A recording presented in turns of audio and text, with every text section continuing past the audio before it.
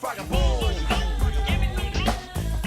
First thing I try to do is visualize the thing, and then once I visualize it, I will draw the thing that's in the foreground, immediate foreground first. So let's say it's going to be some sort of Batman guy. I'll start with his fist.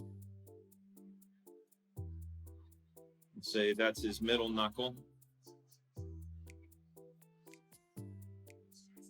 And since I'm gonna make him sort of teched up with extra stuff, and I'm gonna have to draw real fast, guys, too, because the panel had to be shortened due to unexpected overages on the previous panel.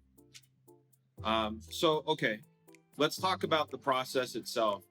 So jumping through the first hurdle of visual vocabulary, it's what you need to do is train yourself a way to observe, right? So when you're looking at life, or a car engine, or a chicken even, start asking questions of what actually makes that thing look like a chicken, or what makes that thing look like an automobile engine, and just start taking notes. You should ask questions like, if it's a wide angle thing, you should ask, well, where's my camera in this thing that I'm looking at? Where's my vanishing point? Where are the things that matter? So like with this Batman, I know that with this fist being in the foreground, I know that my vanishing point is somewhere around here. So I'm going to base a lot of that on there. So we got this fist. We know Batman's fin things come off of his thing here, and I'm gonna put his head down here. I'm gonna move that down like this.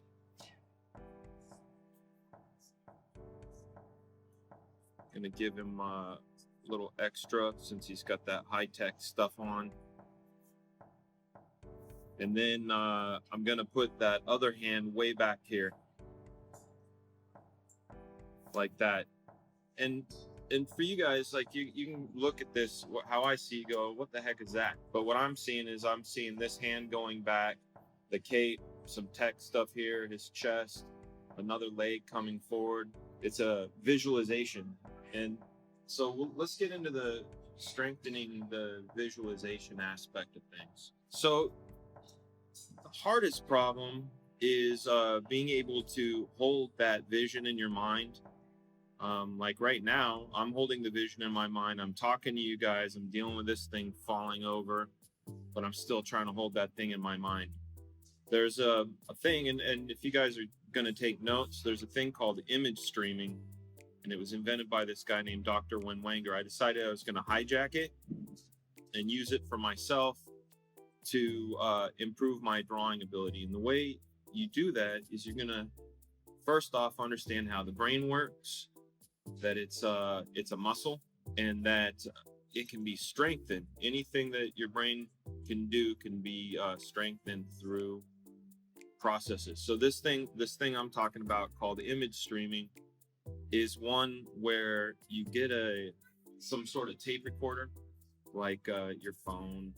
Get an app with a recording app on it, or anything like that, and you get yourself into a very kind of chilled, almost meditative state.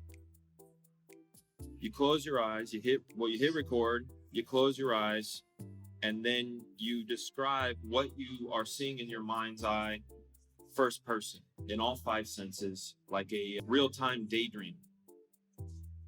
Okay, so there's that. So you're gonna describe it like I was just describing it to my friend Kyle over there.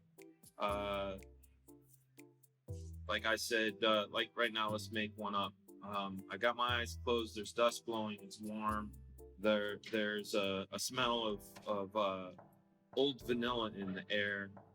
I walk in through antique wooden doors, and there are several books. One book has a weird, strange green glow to it. I go over to it. I feel apprehensive. the smell of vanilla is getting more and more intense. Suddenly all the books fall over and they hit the ground, and like confetti, they turn into bats, whatever. So I'm making it up, right? So you're recording all of this on your recording device, and then the next thing you're going to do after a couple of minutes of repose is you're going to play it back to yourself, and you're going to listen to it. And while you're listening to it, you're going to play back in your mind that same movie that you just played for yourself, and you're going to remember it again because it's being told to you. So you first imagined it, you spoke it, now you're hearing it back. And then the third and final step is to transcribe it. So you're going to write it down by hand. Don't transcribe it with a clickety-clack. Transcribe it like this. So what you're doing with your neural processes, you're imagining it once, you're listening to it again and imagining it twice. And the third time, as you're transcribing it, you're breaking it down into a very slow rate to where you're imagining it in very slow pieces. And what that does for your mind is it tells your brain in the neural pathways, hey, what's this guy doing? I think I better step up. He might do this again. So as you keep progressing and going through it, after about a month's time, your friend's going to tell you a gross story, and you're going to hear it and see it so clearly that it's going to make you feel ill.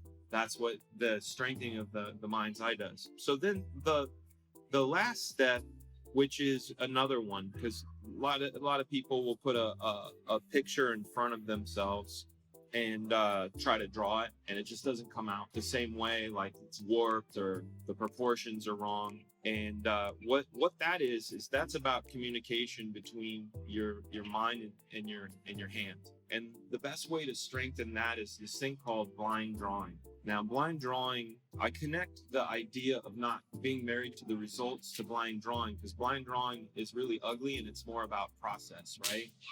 Even some of the best vocalists, like even Michael Jackson, still every day did vocal training, and it was just scales, and it sounded like crud, but he did it for that. So blind drawing is essentially looking out in front of you, not looking down on the piece of paper. You can lift your pencil, some people say you don't, and you just draw what's in front of you, and you do that over and over. And what ends up happening is that your eye and your hand are starting to be more accurately in tune with one another. So again, the 3 steps, and I'm sorry for having to truncate this because my actual lecture is 3 hours and I have to do this in 30 minutes. So it's a little scattering. So that's the last step, is the blind drawing. So in conjunction with improving your visual vocabulary by actually going out and drawing stuff and actively